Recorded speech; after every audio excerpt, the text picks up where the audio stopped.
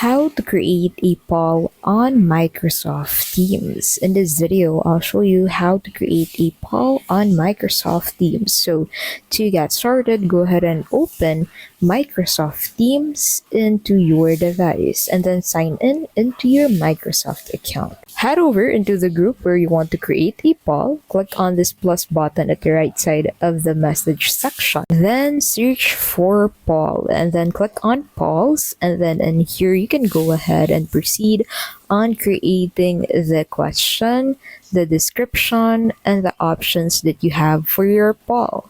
Make sure to also set it to single or multiple selections depending on your preference. So after you have created the poll, you can go ahead and have a preview of this by clicking on that preview button at the bottom right of this pop-up.